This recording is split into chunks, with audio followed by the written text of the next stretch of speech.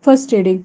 A reading from the book of Genesis, chapter 22, verses 1 to 2, 9, 10 to 13, and 15 to 18.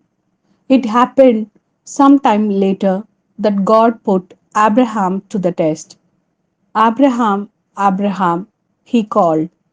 Here I am, he replied. God said, take your son, your only son, your beloved Isaac, and go to the land of Moriah, where you are to offer him as a burnt offering on one of the mountains which I shall point out to you. When they arrived at the place which God had indicated to him, Abraham built an altar there and arranged the wood. Then he bound his son and put him on the altar on top of the wood. Abraham stretched out his hand and took the knife to kill his son. But the angel of Yahweh called to him from heaven, Abraham, Abraham, he said. Here I am, he replied. Do not raise your hand against the boy. The angel said, do not harm him, for now I know you fear God. You have not refused me, your own beloved son. Then, looking up, Abraham saw a ram caught by its horns in a bush. Abraham took the ram and offered it as a burnt offering in place of his son. The angel of Yahweh called Abraham a second time from heaven. I swear by my own self, Yahweh declares that because you have done this, because you have not refused me, your own beloved son, I will shower blessings on you and make your descendants as numerous as the stars of heaven and the grains of sand on the seashore.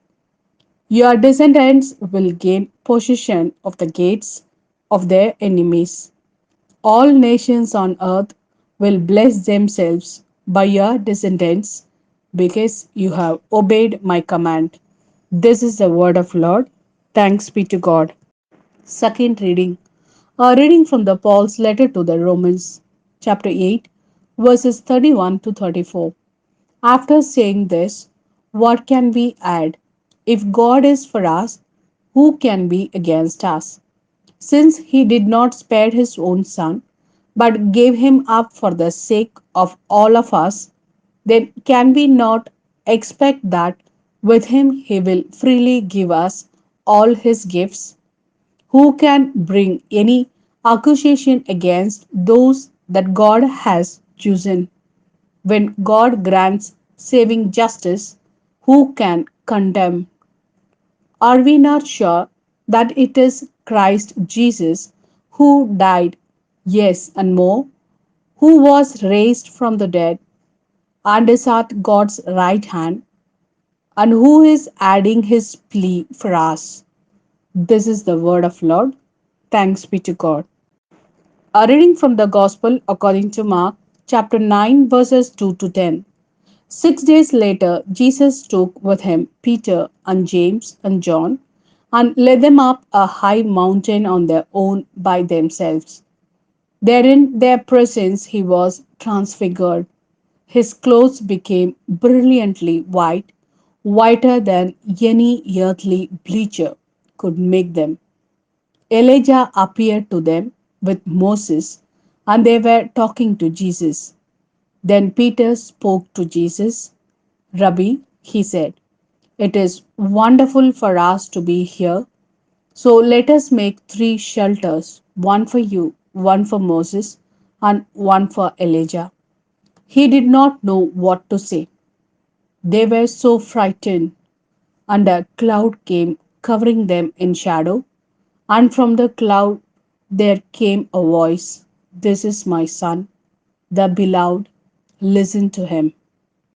Then suddenly, when they looked round, they saw no one with them any more but only Jesus. As they were coming down from the mountain, he warned them to tell no one what they had seen until after the Son of Man had risen from the dead. They observed the warning faithfully, though among themselves they discussed what rising from the dead could mean.